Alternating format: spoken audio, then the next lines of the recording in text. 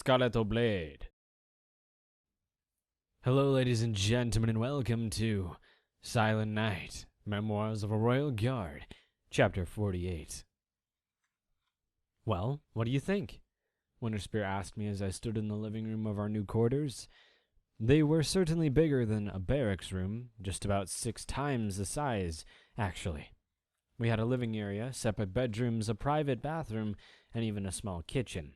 Beyond the physical scale of the place, Winterspear and our friends had carefully decorated it to reflect what they told me was my style. There were pictures of famous military ponies, maps of ancient battlefields, and all sorts of ground-related paraphernalia. It was comfortable, too. All of the furniture was softer and plusher than what I had before. That was probably Winterspear's doing, and I wasn't going to complain. It was a lot more than I needed, but rank has its privilege. Well, say something, Silent Night. Winterspear repeated. I had been limping around and inspecting in silence. I guess I went too long. You really went all out. This is seriously too much. Can I afford all of this? Winterspear laughed and shook her head. Not on a first sergeant's salary alone. No. You do get a monthly housing allowance, though, and with that it is fine. Plus, since we're living together, I can use my housing allowance, too. Believe it or not, we're barely paying more than we did to share that single room. That room was free, I reminded her. Exactly. I sat on the couch and then immediately got up. I'd been off my hooves too much lately. What about Mom and Dad? Plenty of money for them still, especially once you became a lieutenant. Come on, please try to enjoy this a little bit, okay? This is a major step in lifestyle for us, Winterspear pointed out. I nodded and went over to nuzzle her cheek.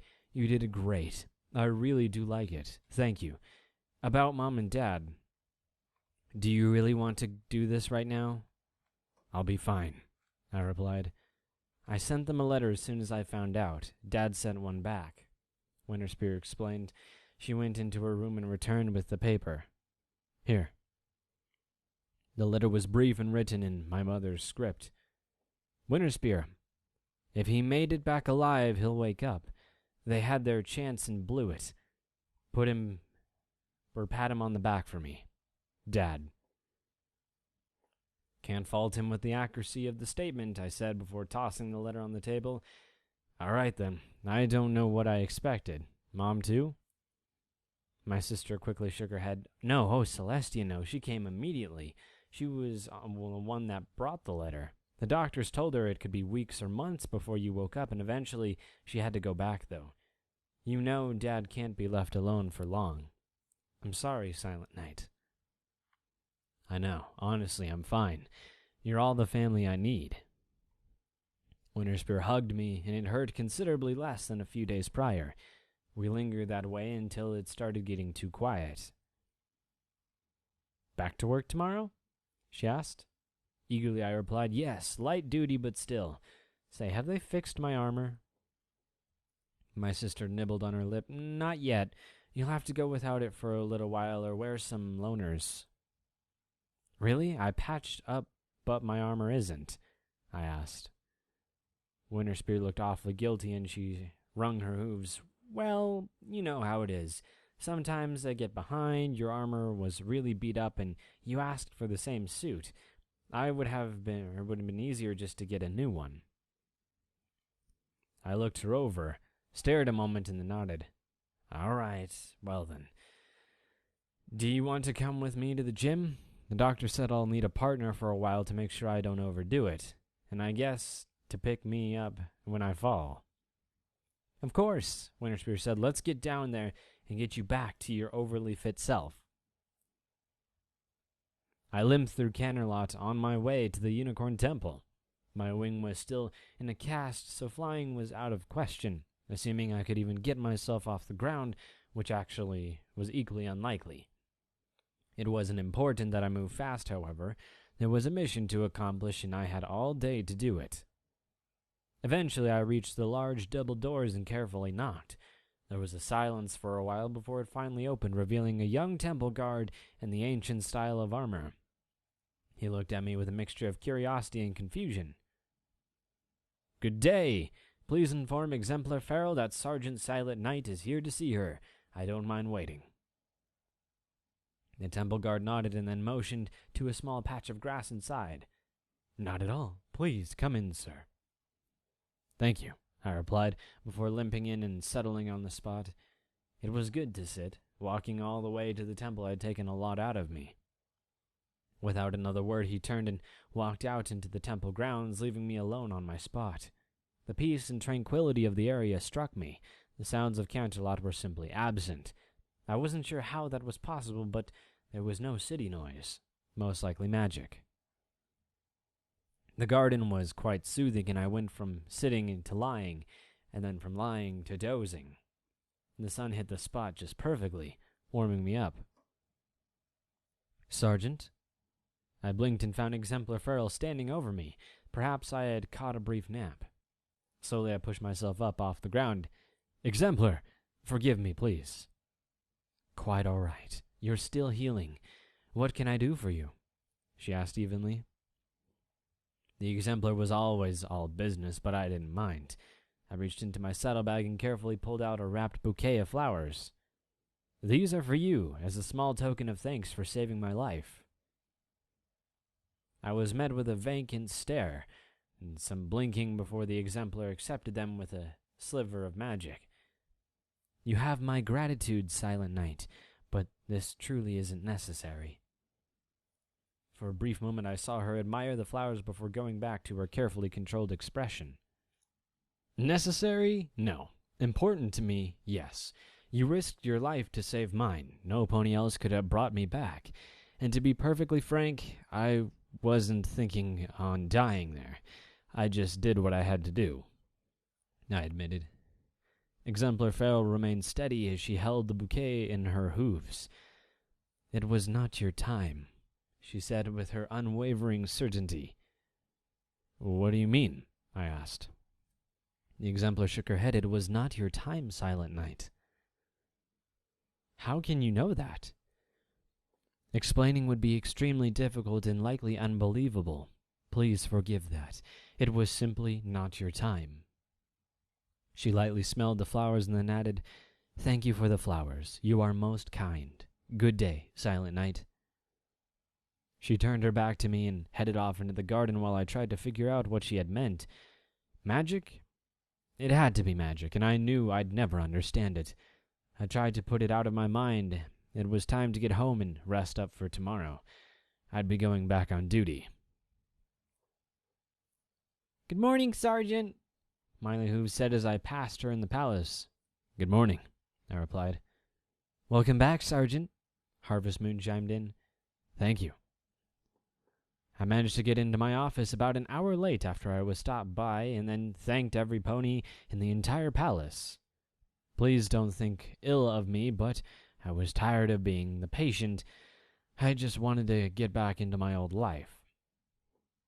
Good morning, Sergeant, the lieutenant said as he poked his head through my door. At least I knew he wouldn't coddle me. Everything you need to get back up to speed is on your desk. Once you've worked through that, I want a transition plan from you. I don't want any gaps while you're gone at the academy. Yes, sir, no problem at all, I replied. Glad to have you back. You and I will need to go over the plan as soon as possible. Plus, I want you to meet with the new major next week. She'll be taking over both house guards. It seems Command wants to distribute the authority of the captain of the Canterlot Guard out. I guess they're already worried to whatever poor pony gets the position won't live up to the example shining armor set, he said. I chuckled. I'm glad it isn't me. Lieutenant Rook nodded gravely. I'm going to agree with you there. At any rate, the majors should know you. You'll be reporting directly to her. You're also going to be acting commander here until you leave. Leadership wants me to invest my time helping the major set up a joint command. Is that an issue? Quickly I shook my head. No, sir. In fact, I'm glad for it. I've had my fill of coddling. Good stallion, he said. Unit meeting in 2 hours. We'll need a brief every pony, and you need to meet the replacements. Aye, sir. I'll be there, I said, settling behind my desk. Replacements. What a horrible word. He cleared his throat, and not to coddle, but are you sure you're up for this afternoon? No, but we can't put it off on my account, and it won't go over any easier. Celestia knows that's right. See you in 2? Before he could leave, I asked Russet. His brow arched and replied, Yes. Did they railroad you for me? I assume you don't want me to lie to you, he asked. My preference would be that you be honest. Slowly he pushed the door closed, leaving his hoof on the handle. The new command was coming once it became clear that Shining Armor was to be reassigned. That part is true. Look, you saved my life. You almost gave yours. My report was honest, and I gave you all of the credit. I opened my mouth, and he lifted his hoof from the door to stop me. I get it. You did your job. We're not going to argue over it. The point is the Griffin took me out, and you took command and got the princess out. It was made clear to me that you would never step over me, so I was given a choice. Move up to executive officer of the Unified House Guard or take a new command elsewhere. It isn't a bad deal, but if it were any pony else, I might be bitter about it. That is about as clear as it gets. Railroaded, then. Well, it isn't like you won't be around. Have you talked to Sunny Day? You're right. Perhaps in time I may end up in command of the Unified House Guard, and that is certainly a step up. He shrugged. We talked. She got the message. Thankfully, she is about half as attached to Princess Celestia as you are to Princess Luna, which is still a whole lot. I sighed and shook my head. It rubs me wrong that my career is impacting the careers of other ponies. Russet Rook laughed. Welcome to command, Silent Knight. Don't forget that some of us tried to play average to get a nice average command and avoid the politics. You and the captain messed that up. We shared a smile, and I shrugged. I guess you were a smarter pony then. All right. Well, I had to ask. See you in 2. He nodded and then left. I paced across the unit room. Listen up, ponies. I know I've been gone a while and realize many of you saw me at my weakest. All of your kindness and caring is greatly appreciated. With that said, it is time for me to get back to work. I'm your unit sergeant again, and it is going to be business as usual. We need to be professionals. Looking at the 3 new ponies, I went on. I'm not sure what you've heard, but I'm not a hero nor some super soldier. I'm a pony like you, and as such I expect you to treat me like a regular guard. This week I'll get a feel for where you come from, but remember, this unit operates differently. You're in the House Guard now. I expect you to be the very, very best.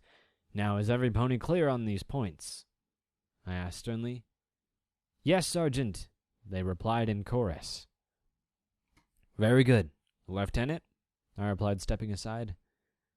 All right. We're going to be seeing some changes around here. First and foremost, Command has decided to unify the House Guard into one company. Evidently, we officially rate as equals now. Good work on that, every pony. Both units will report to the new commanding officer. She'll be arriving soon and, eventually, I'll be her second in command. That means helping the Major set everything up and working out some of the integrations. As such, Silent Knight will be acting commander until the time becomes the official CO. The ponies in the room stomped their hooves for that. Easy now, I'm still here, Lieutenant Rook said, and then he waved a hoof in my direction. Sergeant. I nodded. Life goes on like normal. I've picked Radiant Orchid to succeed me as unit sergeant and will need a new sergeant to replace her. We're going to look internally, obviously, but going outside of the unit. If you're interested, let me know. There's one more twist, Lieutenant Rook broke in. This came in right before the meeting. He held up a piece of parchment. We're getting a third squad, so there will be an additional sergeant's post. Each house guard will be a full-sized section. It seemed our little family was going to grow even more. In some ways, it made sense. Perhaps Luna should be able to travel without the need of a palace guards.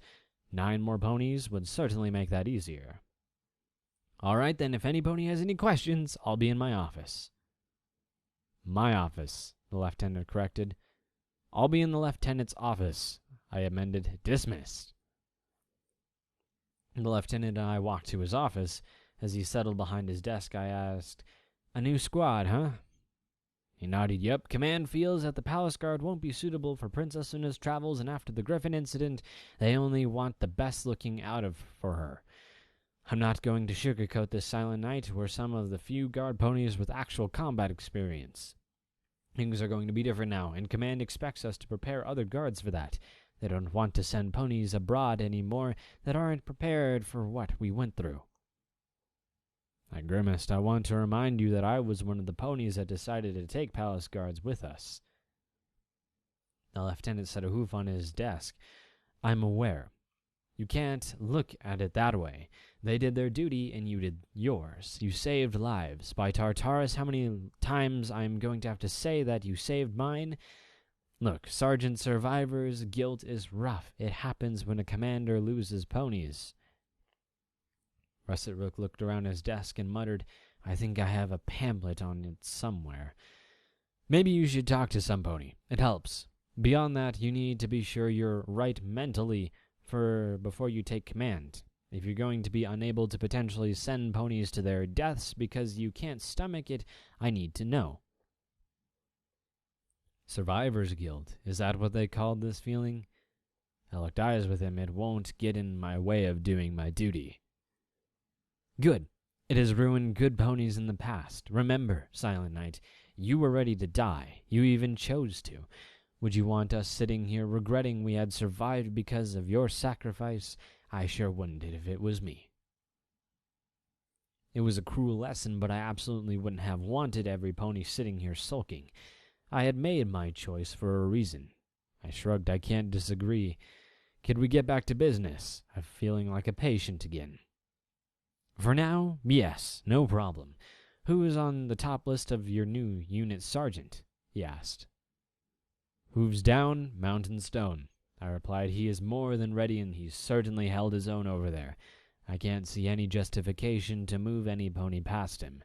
He is more rigid than Orchid, but I think he has been with us long enough to work some of that out." "Done. Radiant Orchid is going to replace you?"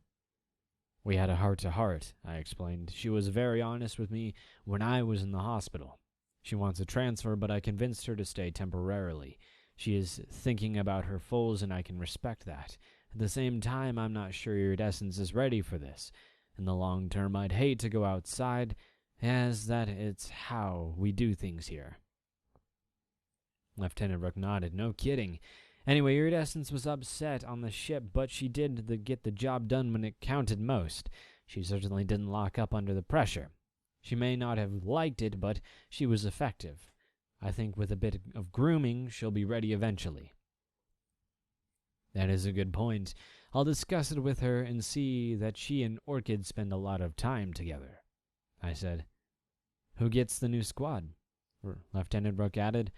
"Miley Hooves." He snorted. "You can't be serious. What about Lightning Flash? Wasn't he in line ahead of her?" "Completely serious. Outside of her little accidents, which have been getting better, Miley has never cracked once under pressure. She tries harder than any other pony. No matter how many times she has been knocked down, she just gets back up again. Lightning is good, but I don't think he has her drive," I explained. The lieutenant didn't look positive, but he shrugged. "Your call. You're right about her tenacity. If you think she can lead ponies, I'll support you." "I have some thoughts about the new squad, too. I want to do some reorganization. Instead of bringing in 8 new ponies with one of our sergeants, I want to spread them out across all 3 squads to help them learn how we do things. Plus, I want to look for a medic per squad. Not some pony trained in first aid, I mean a full-on medic. Ideally, some that are looking to become doctors sooner or later." Russetbrook looked at me and then nodded. "That's an excellent idea for a unit like this one. You'll lose some fighting capabilities, but trained medics make sense, especially if it were Princess Luna that was wounded. I guess we're not going to have temple guards with us on every mission. Although maybe we should. At any rate, if we're going to do this, we need to look for the best and make the permanent position in our squad. sergeant, medic, and 7 standard guards. Exactly. Shouldn't be too hard to sell to command. We may even set a new standard. I'm going to need a different list of ponies, though. Tapping the pile of the desk, I added, "These are all guards." Lieutenant Rook snorted. "Technically, I'm command now. I'll just need the major to sign off. I'll have the list to you shortly soon so you can start vetting." "Thank you, sir. Anything else?" I asked. He shook his head. "Just have it all buttoned up before you start the academy. Get back in shape, and we'll see about where they're at with your armor." "Aye, sir." "Oh, and go see the Pony Resources warrant officer. She has about 1,000 forms for you to complete." That sounded like an awful idea. The thrill of being back to work could only distract me so long. With a sigh, I replied, "Bureaucracy at its finest. I'll take care of it, sir." It felt weird being in gold armor. Unfortunately, it was all Russet Rook could find for me on such short notice. Light, ceremonial, standard palace guard armor. I would take it the afternoon, however, because there was no chance I was going to be out of uniform. "Are you sure you're ready for this?" Iridescence whispered to me. "Not remotely, but they've been patient enough." I breathed. Briefly, I closed my eyes and lowered my head. I took a moment to draw in the courage to cross the threshold into the cemetery. The Equestrian Guard Cemetery holds a special place in the heart of every royal guard. There are several places where we may choose to be buried when we die, but only the most honored are laid to rest here. My ponies were worthy of that honor, and they'd be waiting for me. Iridescence lingered close to me in the event my body physically gave out. I wasn't nearly strong enough yet to carry the burden of armor, although this was the least of burdens I felt. We moved slowly, and the only sound was the click of our hooves on the white stone walkways. Duke Cassius, in his kind of way, had seen to it that all of those that fell that day were recovered respectfully. Their bodies were returned to our shores and had been laid to rest here following a beautiful ceremony. From what I was told, in my condition, I'd missed it, and deep down I was glad for that. "There," Iridescent said softly, pointing out 3 fresh graves. Stepping from the walk onto the grass, I stumbled and bumped into my companion as my forehoof gave out. She caught me and helped me onward. 3 graves, 3 headstones, 3 names. Starry Spur, Risky Storm, and Lavender.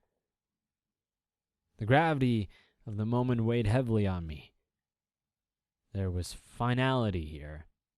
It hadn't been a nightmare or an adventure story where nameless minions died. That was where my ponies were and would remain. My teeth clenched as a wave of anger and sorrow hit me.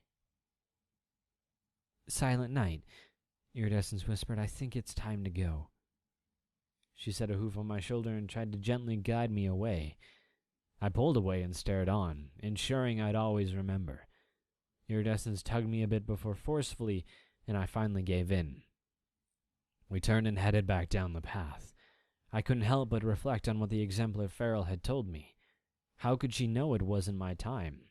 How could any pony? She had been so certain. It still didn't make this any easier. I felt responsible for these ponies, and they were no closer to justice to that day of the ambush. It was frustrating. I wanted to be out looking for Captain Alistair, and yet I could barely carry the weight of armor. That would be rectified. I just had to move forward. "Silent Night, are you all right?" Iridescence asked. I couldn't answer, and I didn't feel like talking. She let me be, and we made our way off the cemetery grounds. Without a word, I headed for home. There was work to be done. Well then, hope you guys have had a wunderbar day.